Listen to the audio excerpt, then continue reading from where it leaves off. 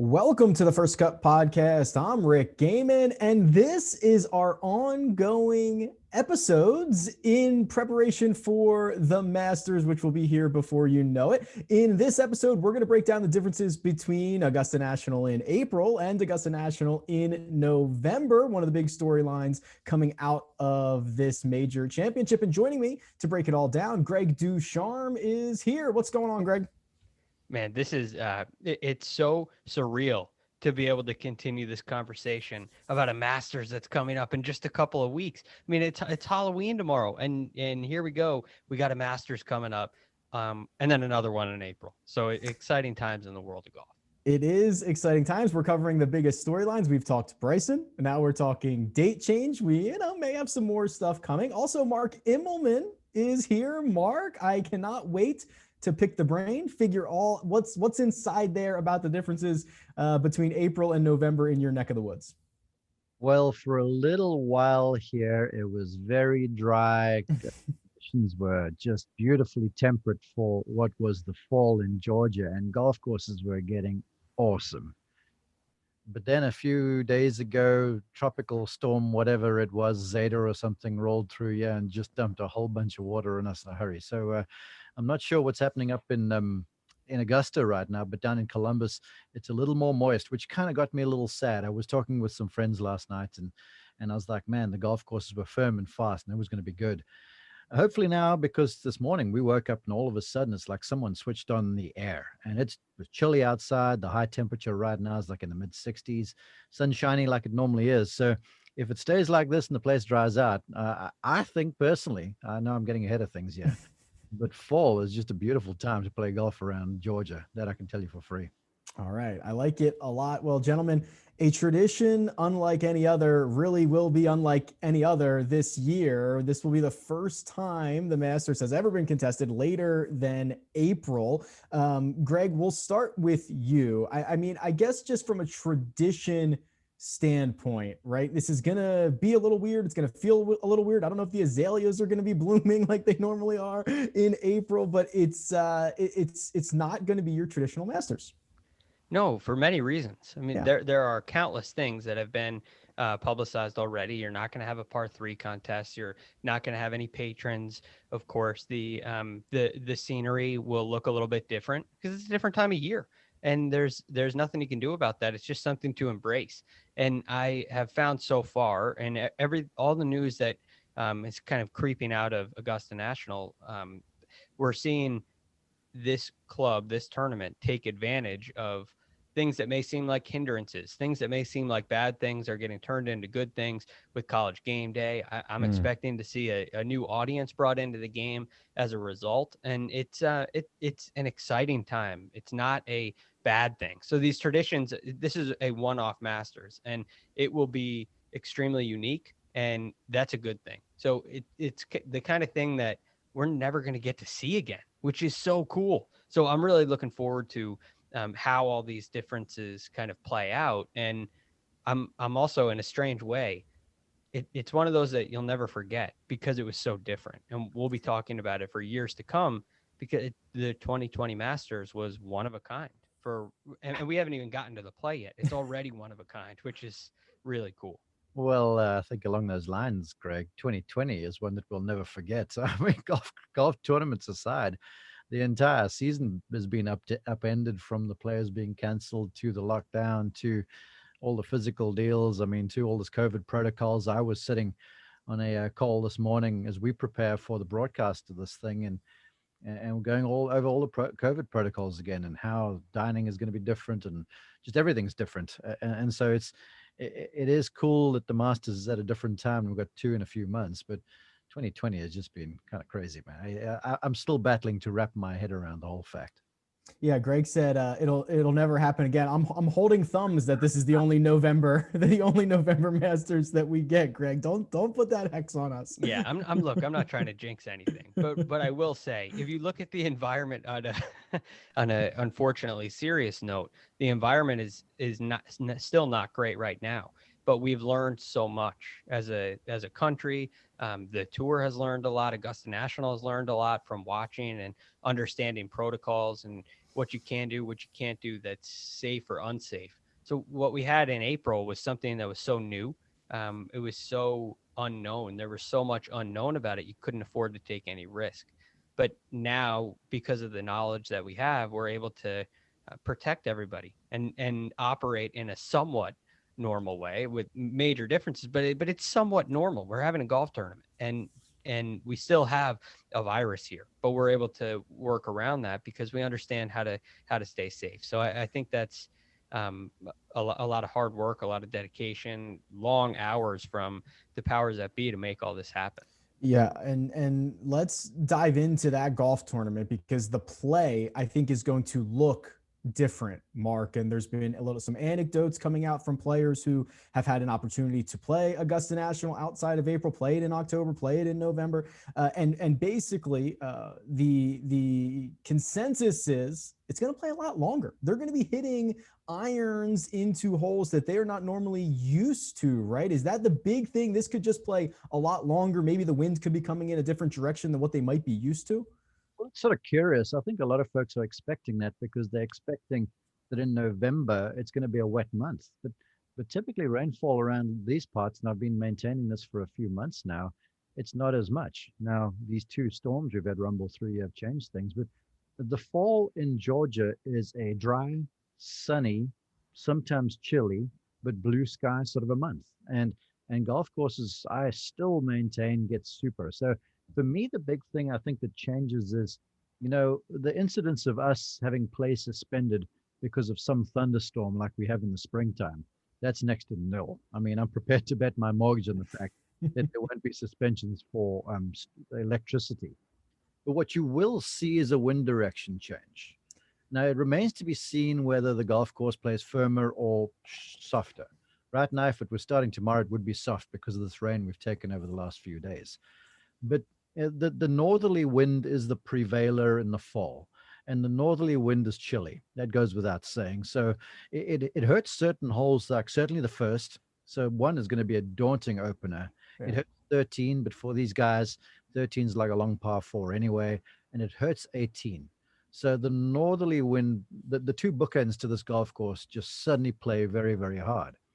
In the springtime, the easterly wind sort of prevails, and that really only hurts the seventh and the ninth holes. And seven is fairly short for these guys, and nine you've got a big downhill you play down. But both these winds, north and east, they favor a number of holes, and the north helps on two, it helps on five a little bit, that tough more. It certainly helps on 9 and 10 and 11, sort of into amen corner. And then the east helps on 1, 3, 8, 11, 13, 15. So you'll see the golf course play it differently because of the wind.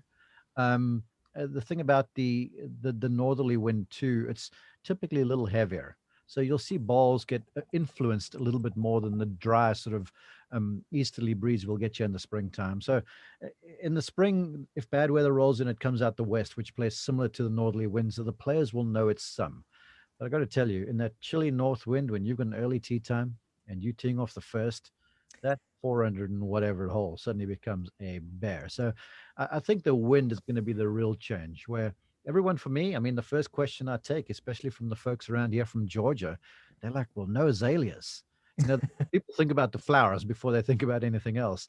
But I still think it's going to be a tremendous setup. And I think a lot of the pure golf junkies will sort of salivate for November Masters again because of the way the courses play. I'm really glad you brought up the bookends, Mark, 1 and 18. They're the anecdotes that I have just right here at my fingertips on those holes. I think Tiger had mentioned he had played Augusta National once in October. I believe that he said on number 1 and 18, he went driver 3-wood on both of them, something like that, which was crazy. And then Sebastian Munoz, there's a great anecdote from his golf.com article. He couldn't even reach the fairway bunkers on 18 coming in, which is basically in play for every player in the field. I mean, it's different. Well, like, this is where I feel sorry for the membership and the get to go play there that are fortunate enough to play there because typically when I get to go and play, it's early in the year and it's in February when it's wintertime. And so it's chilly. And I can tell you, I've played off the back tees less than a handful of times because I try to avoid it because it's so difficult. But the one day on 18, it was bright and sunshiny. It was into that north wind, and I'm not very long. Okay, let's preface this, but I laced a tee shot, and the thing just barely got to the fairway on 18. I had a 3-wood just short of the green still, and had to chip and putt for par. So yeah, it's the ball doesn't go because it's cold, and then the ball doesn't go into the wind because the wind is strong. So I think when players say it's going to play longer, that's more on the heels of the golf ball being cold and the temperature than the golf course essentially playing longer to me, because the wind is only going to affect just a couple of holes, like I say, but the ones it affects. I mean, they will grab your attention. I think Nice up that and might down, be by the the way, there, Mark. Yeah, I know. I think that might be the first time in recorded audio history someone said, "I feel bad for the members of Augusta National." That usually doesn't happen very often. I got to tell you, it's maybe I'm being naughty by sharing this, but it's like when you get onto the premises, you always feel like you jumped the fence. Like Mm. I'm related to a Masters champion. Whenever I go there, I still feel like, whoa, this is like heaven. And then when I go there as part of the broadcast crew now, I get in there and I'm like, is this for real? And then when I get there and I get to play once or twice, I'm like, this is, I mean, I find myself pinching myself. Yeah. I've been there a few times. But I got to tell you, when you're playing it, you take a bunch of pictures, you just drink in every experience. You're not worried about pace of play at all. Okay. So the pace of play, folks, they go away at that when you play national, but it is difficult. The golf course is just downright hard. Yeah, it's like don't touch anything while you're here. I'd be afraid to break anything and be on the hook for it. That's awesome, Greg. We're alluding to how much different the golf course is going to play, especially for guys who have played this a lot. If you've been to Augusta National year after year, you've qualified for the Masters. You flip the wind. You're playing holes in a much different fashion. So I guess my natural question is two parts, or I guess with a caveat. We know that like first timers or young guys don't have a great history of success at Augusta National, but if there was ever going to be a recent chance for maybe a first timer to win the Masters, is it this year when everyone's kind of seeing it, quote unquote, for the first time in November? Well, I do think there have been a couple instances where wind direction has changed. I think of 2007 with Zach Johnson, and Mark may be able to help with this one, but maybe even in 2008 when Trevor won, there may have been at least a couple days where the wind had flipped, and it makes the course play harder. So I think what happens when a golf course plays longer is short game becomes even more important. And I think that's kind of what you're going to see here. You're going to see guys where short game becomes absolutely critical. And so the guys who know the greens are the guys that are going to have the biggest advantage. I'll add to that. To me, everyone talks about Augusta National and people opine on it. And in my experiences, and I've been thankful, as I mentioned, to have a number of them, at the golf course and speaking to players and the like and working with some players. To me, it's very much a second shot golf course with the green complexes and how they're set up and some of the tournament hole locations, the ability to control the distance of irons, the ability to, hit the ball the correct trajectory. It's a really big deal. And so when winds get blustery, that's why that place plays so hard. And to Greg's point, it highlights the ability to lag putts, and it highlights creativity and such, because you can miss one of those minute plateaus, have the ball released 30, 40, 50 feet from the hole, still on the green. And now all of a sudden, your lag putting skills and your imagination sort of skills and just your nerve also are worn thin. So to me, the guys who can really hit the ball flush with the irons, even in bad weather, they will have the advantage, because the truth of it is, even if you've got a stellar short game, if you get some gusty breezes and you're on the wrong sides of some of those holes, there's just no chance you're getting the thing down in two. So whether it's good weather or bad, to me, it really rewards a good iron player. Another thing that's interesting, obviously time of year is going to dictate a bit the length of day. So we've got sunset approximately 5:24 p.m. each day throughout the week. And Mark, actually what's going to happen is they're going to go off split tees for the first two rounds. And you're actually going to see guys play the original routing, right? Which is something we don't get to see. Yeah, it's pretty cool. I mean, I got to tell you though, you tee off the front. The golf course is very symmetrical and nicely balanced to me, because you tee off one and then your second hole's a gettable par 5, then you're into a short par 4 and a par 3. You tee off the back, you have a similar sort of thing where there's a par 5 early, but you have to survive holes 10 and 11. Then you get a Mhm. par 3 and 12, which is just a 9 iron for most of these guys, 9 iron or wedge, depending on the wind. That north wind, it sort of plays a bit more cross, the 12th hole. But it's a capricious place, man. And so you got a short par 3, but if you get through there with 3 pars early in the day, you feel like you've pulled the rabbit out of the hat.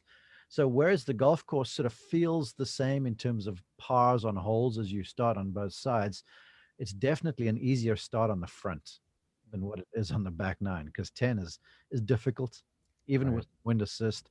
11 is 11. It's if you make if you make four and a couple fives there for the week, fours and fives, you're not losing any strokes. And then there's 12. And then the golf course that opens up for you some 13, 14, 15, 16, and you can make some hay, but you could get behind the 8 ball fast if you off 10 early in the morning and it's cold. I was thinking you could get a smack in the face right on Thursday morning going off 10T. Could be trouble. Any issues? I mean, it is a smaller field than your full field PGA Tour event. I'm not sure we've got any pace of play issues if they're gonna have to finish rounds. I think we're gonna have enough daylight here. I trust these guys to be able to get around and get everybody in on the day they're supposed to be playing, barring a storm of some type. Yeah, I don't think you're going to see any of that sort of stuff. The golf course plays pretty fast. Greens and tees are close together. You only get a situation where pace of play will slow down if it is blustery, if it is cold, and guys are just having challenges on the greens, because the greens are fast and the greens get firm. And so all of a sudden, the default play for the PGA Tour professional is to just drop the anchor some. You see them Mm. so much when they're standing in the fairway, especially at Augusta National, let's say for argument's sake, on 12T, and the wind's all over the show, and you'll see them just sort of slow down, and there's a practice swing, and then there's a look over, and all of a sudden what should be 45 seconds it becomes a minute 30. But even if that happens, we'll be fine. I think it was a great decision by the Masters committee to go off 2 tees. I mean, this is breaking tradition in itself. Right. And so all the right things are being done, so we should be fine, because as I mentioned earlier, I can't see us having weather delays during the round. All right. So just to recap, tee times: rounds 1 and 2, 1 to 5:30 p.m. Eastern time on ESPN. Round 3 is 1 to 5 p.m. Eastern time on CBS, and the final round, 10 a.m. to 3 p.m. Eastern on CBS. That's an early finish, Mark. I don't know what the Sunday night football game is that week. We'll be focused on Masters, but this again, we alluded to this earlier in the week. We're gonna have a week in Augusta, Georgia, that coincides with both college football and an NFL Sunday, which is something we haven't seen before. Well, if you're a golf and football junkie, I mean, I was just call earlier this morning where Saturday the broadcast ends at the time you listed, and then the evening game on CBS is Alabama LSU. And so There you go. football golf, you are having a time over the weekend in early November, and then the same deal. Last year we were out early because of the weather, and when they tape delayed the final round, but it was still aired live. We were out early, and I think play ended by about 3 o'clock or something before the weather rumbled in. That's right.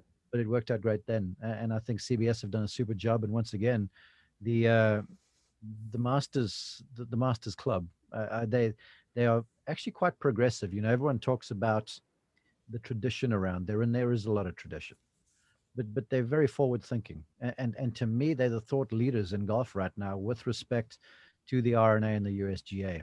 And the Masters Club, they're doing some pretty progressive things in terms of game development, in terms of membership, in terms of just development of the golf course and the facilities around there. And then, of course, they've got a little say-so when it comes to ball speeds and stuff. And the folks up there in Far Hills, New Jersey, have a listen. So I think it was a good call by them about the split tees and the air times. They also have been leaders in a bit of technology. Last year, you could essentially watch within a few minutes every shot hit by every player. They would overlay the shot tracker with an actual video. This year, they're going to try to expand that. You're going to be able to select individual players to follow. So there's going to be absolutely no shortage of coverage, Mark. To that on the streaming deals too. I mean, I'm part of the Amen Corner broadcast, and we start a little later Yeah, not on the main show. I'm on the CBS app, and then wherever it goes around the globe, and on CBS Masters.com. So we'd go in there a little later when the first group got to the 11th. Now the first group's on the 11th, just a little while after 7. So we've got long days in front. But it's not just that. There's Amen corner coverage. There's holes 15 and 16 coverage. There is now holes 4, 5, and 6 being covered as well. There's a 3-hole stretch on the streaming. And then there are feature groups the whole day long. So you can not watch the main broadcast and still know exactly what's going on. And if you don't even watch the streaming shows, to your point, you can go to the website and watch everyone's shot. It's just a second or two afterwards. And so it's a mammoth effort by CBS, and there's a lot of folks involved there, and it's groundbreaking. I mean, they should get awards for it every single day because of what they do. Well, challenge accepted. I'm going to see how many screens I can get set up and make sure I've got everything covered and I don't miss a single thing all week long. Unfortunately, Mark, there will be no spectators. There will be no patrons. They will be missing out on the action. And we've gone through and we've had this conversation plenty of times throughout the PGA Tour's restart. But obviously, the patrons at Augusta National are so important that we don't even call them fans, right? We address them differently. So it's just different. I feel like we have to talk about it. I have some specific questions about any impact it might actually have, but your initial reaction, knowing that place is going to be, quote unquote empty. Obviously there'll be people out there, but you get my point. I do. And the patrons won't be in the patron observation stands. They're not bleachers at Augusta National. And so it'll be different because, so many golf courses, I think they play more to their personality without the stands and the corporate boxes and the chalets and things around. And so on a golf course like Augusta National, where elevation change and undulations are the golf course's biggest defense, I think you're rarely going to see this place play beautifully because a number of the greens are raised, they pitch up. And so if you get something a little offline on a hole like 4, for argument's sakes, you won't have the big stand behind the green. So if you tug one on the breeze, you could hit one halfway down 5 fairway if you're not careful over there. So the golf course will play to its personality. But then the big deal is, everyone talks about Augusta National and the Roars because you get that stretch of holes there. Amen corner definitely. And then holes 15, 16, 17T, 6 is down there in the valley, 7T. It's the golf course goes from high down into this low valley where Rays Creek lives. And it's just like an amphitheater, and the audio, the acoustics you get from that place are just mind-numbing. They will give you goosebumps when you're there and you hear something, because you hear the roar go up and these loblolly pines shoot the sound straight into the air, and then from there it emanates around the place. It is the most incredible place from that point of view ever. So for me, you've got these big white leaderboards, those manual leaderboards around the place, and then you hear the roar, and then you see all of the patrons, they look at the board, and for just a few seconds it's like the suspense waiting for the number up there to change. And then when the number changes and it's your guy, then like when Tiger made a birdie late, it's like the place would erupt twice. And so it's special from that point of view. And I'm sort of sad that it's not happening, but you know what? I'm glad the Masters is happening, whether there's patrons or not, and we're going to get to watch it on TV. And the show, the tournament, everything is still going to be the same. We just won't have the sound. Yeah, we argued if they played this on Mars in December, we'd be thrilled. So it doesn't matter what's going to be happening. I think that Mark makes a really good point, Greg, and I want to get your opinion on this. There's the roars, there's the sounds of Augusta National, but there's also the aura and some spots where it's a bit more quiet, most notably 13T. When you get back there and there's nobody behind and you can kind of have an opportunity to collect your thoughts, sometimes that's good, sometimes that's bad. And I wonder if, Augusta National now being much more silent, I don't know if there's, I don't know how it affects guys. You know what I mean? Is it always just going to be a little eerie, or is it going to be, beneficial to not hear the roars and then go have your own thoughts? I just think that side of it is absolutely fascinating. Yeah, I'm curious to see how it all plays out, because I think of Thursday and Friday at Augusta, and this is just my thoughts from viewing on TV. I think of the early rounds and even I guess Saturday it really starts to change, but those early rounds, it seems kind of like a tranquil place to me. And there are still noises and there's still great sounds from the patrons, but you think down to Amen Corner as you refer to, you think to even a place like 11 Green. There are certain places that create a different amphitheater, which creates different sounds. So you have in one instance Tiger on 16 at Augusta in '05, or you have Phil on 18, where these are areas where the noise really travels and everybody's right there and they can see it up close and personal.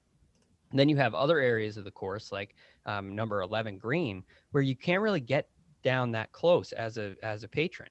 So you have a Larry Mize chip in down there, where if you watch that on YouTube, it's not that the roar really isn't that loud. It's one of the greatest shots in Masters history, but it's not nearly as loud as, say, the chip in that Tiger has on 16, or the putt that Phil makes on 18, or the putt that Trevor makes in 2008 on 18. It's not nearly as loud. But it's still a great shot, and we still remember it. So I think there's still an opportunity to have these great shots and great memories. And it's just one of those situations where we are going to embrace the uniqueness and experience a golf course uh, in its true form, I guess you could say. And it's in this like tranquil sort of a different environment. It's just something we're going to have to appreciate because it's different. I want to add to that. Sorry to just jump in real fast. But a number of players have told me that you talk about 11, and now it's a little removed from the patrons. Well, 12 Green is a good 160 yards away from the patrons. Yep. And then right in behind there, you've got Augusta Country Club and 13T, which Greg referenced. And the players joke that if you make a putt on 12 Green, it's almost like you get the ball out of the hole and then only do you hear the patrons go up with a big roar and stuff. And it's the craziest thing to watch happen because as a fan, you're watching there from a long ways away and the ball goes in. And then it's like, oh, it in. And then you cheer. And then all of a sudden, then you see the player raise his hand, but he's almost walking off the green already because it's a good 160 yards away. So there are areas like that that make it sort of strange. But the one thing about that whole area that weaves along Rays Creek and the tributary and stuff, it's like things collect down there. And that's like the holy grail of Augusta National. It's Amen Corner, and it's those valley holes, and they just frame so beautifully. It's like God just reached down and designed this tract of land for a perfect golf course. I love it. I love it. Greg, let's put a bow on it with this because Mark I really like the idea of the roars and we're not going to have the opportunity for that. And Mark took an angle that I thought was really awesome with, the two roars, right? One from it actually happening and one from them putting the score up on the scoreboard. But on the opposite side of that, the players actually use those roars for information, right? We historically, Tiger, as he's walking us through his back nine in 2019, he's knowing where he's at because he's hearing the roars. That passing of information, that extra information for the players, that's not going to be available. So it's not only momentum, it's not only giving these players goosebumps and patrons getting goosebumps, but it's actually also information that won't be passed along as well. Yeah, it's a great point. It's very, very true. Although I'm curious to see how the players respond to that because we haven't had anything close to that for a long time since March, right? So in one sense, yes, every time you go to the Masters, you hear all these roars, and every time the scoreboard changes, you hear the roar, and you're used to kind of using the patrons to tell you where you stand or give you an idea of where you stand. Yet that happens to some degree, a much smaller degree at other PGA Tour venues. Down the stretch on Sunday, you still hear noise coming from spectators, and all of a sudden that's been gone for a while. So what's going to have a greater influence here? Is it going to be the fact that is this like, are you looking back at this as a player saying this is different for a Masters, or are you saying, well, this is what we've been doing for a long time?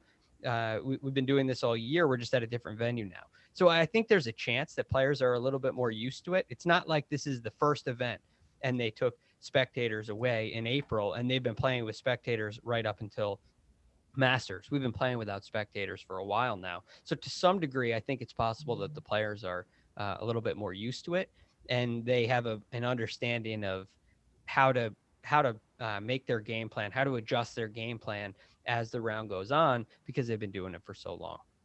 That all being said, that's a good point. But we've heard Rory reference the fact that he doesn't have the crowd pulling him along because he's one of those fan favorites. And I got to tell you, I was there last year when Tiger was behind Francesco for what, 10, 11 holes, like Mm-hmm. behind.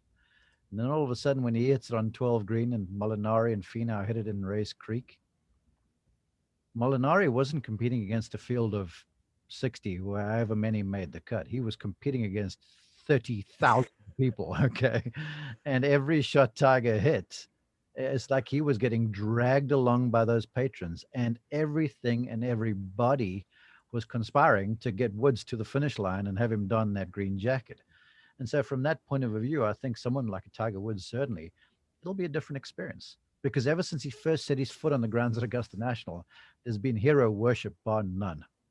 Even in the years when he came back after the indiscretions or whatever, it was still a partisan Tiger Woods place. So I think for Woods, it'll be a big deal not having the patrons there, and for McIlroy and for some of the real fan favorites.